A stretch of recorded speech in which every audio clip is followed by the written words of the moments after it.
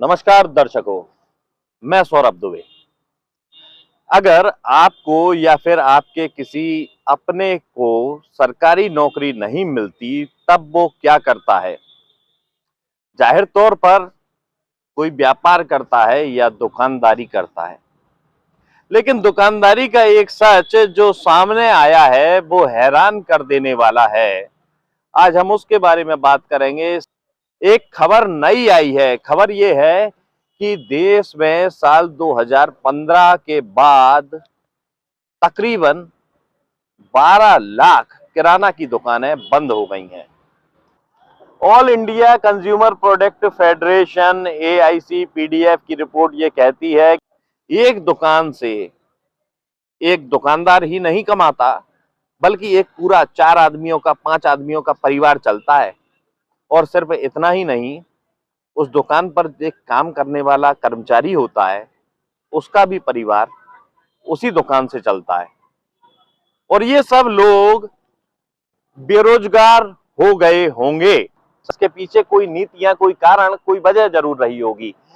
जाहिर तौर पर अगर दुकानें मुनाफे में चल रही होती, अगर दुकानदारी या व्यापार मुनाफे का सौदा होता, तो ये दुकानें कभी बंद नहीं होती।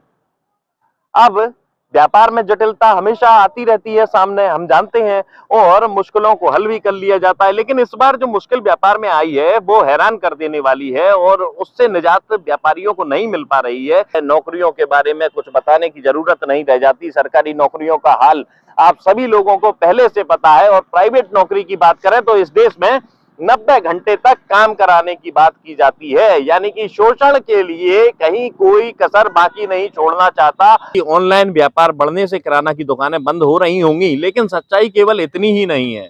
सच्चाई इसके थोड़ा आगे भी है। वो ये कि मॉल कल्चर जिस तरह से हमारे देश में बढ़ा है और छोटे शहरों तक पहुंचा है, उससे छोटे व्यापारियों का व्यापार करना मुश्किल हो गया है। इसके लिए कोई नियम, कायदे, कानून अलग से नहीं।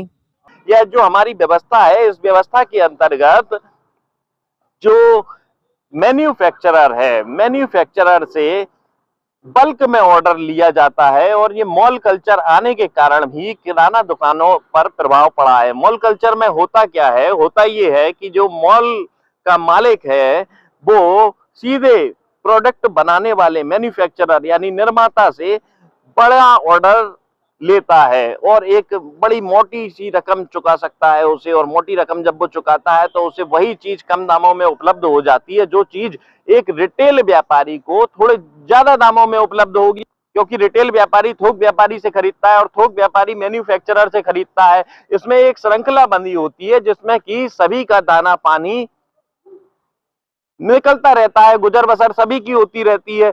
लेकिन जो थोक व्यापारी वाली श्रृंखला थी, वो श्रृंखला टूट चुकी है।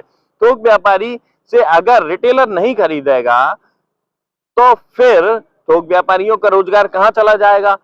जाहिर सी बात है, थोक व्यापारियों का रोजगार भी डूब जाएगा। यानी थोक व्यापारियों को भी काफी मुश्किल आएगी अपना व्यापार चलाने के लिए। और रिटेलर की तो फिर बात ही अलग है, क्योंकि रिटेलर भी इतनी पूंजी नहीं फंसा सकता। जो एक खुदरा व्यापारी होता है, छोटा व्यापारी होता है, लाख 2-4 लाख की छोटी मोटी पूंजी में काम कर रहा होता है, उसका व्यापार भी अब मुश्किल में फंसता जा रहा है। वजह यही है कि मॉल का एक समृद्ध पूंजीपति व्यक्ति मैन्युफैक्चरर से सीधे मोटा माल, ज्यादा से ज्यादा पैसा चुकाकर खरीद लेता है और उसे कम दामों में लोगों को मुहैया कराता है। यही वजह है कि तुलनात्मक रूप से सस्ता दाम होने के कारण लोग मॉल में खरीदारी करने लगते हैं। इसी कारण छोटे छोटे जो दुकानदार हैं, उनके रोजगार पर बड़ा भारी संकट आया है। देश की आर्थिक स्थिति की हालत ये है।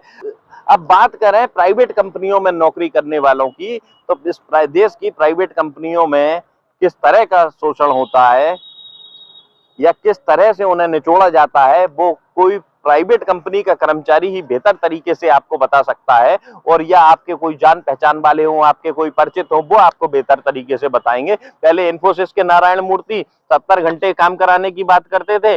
अब L&T के SN सुब्रमण्यम 90 घंटे तक काम कराने की बात कर रहे हैं। अगर उनका बस चले तो वो तो इंसान को खरीद लें। ना ही विकसित देशों में इस तरह की बात की जाती है। तो फिर 90 घंटे काम कराने का मतलब क्या हुआ? क्या अपने आप को इंसान इन प्राइवेट कंपनी वालों के पास में गिरवी रख दे? क्या ये खरीद लेना चाहती हैं इंसान को जो 90 घंटे काम कराने की बात कर रहे हैं? मिडिल क्लास पर कर्ज का बोझ लगातार बढ़ता जा रहा है। आरबीआई की फाइनेंशियल स्टेबिलिटी रिपोर्ट भी यही कहती है। इसके अलावा कुछ समाचार ऐसे भी आए हैं जिसमें बताया गया है कि लोगों की तनख्वाह में वृद्धि नहीं हो रही है, सैलरी कम हो रही है, महंगाई दर के हिसाब से सैलरी नहीं बढ़ रही है, लोगों पर आर्थिक बोझ बढ़ता जा रहा है, आर्थिक स्थितियां लोगों की बेहतर नहीं है। और ऐसे में जब लोगों की आर्थिक स्थितियां बेहतर नहीं है, क्या नए सिरे से नीतियों पर एक बार विचार करने की जरूरत नहीं है कि हमारे यहाँ नीतियों में परिवर्तन किया जाए? क्यों अमीर व्यक्ति और अमीर बन जाए, क्यों गरीब और गरीब हो जाए?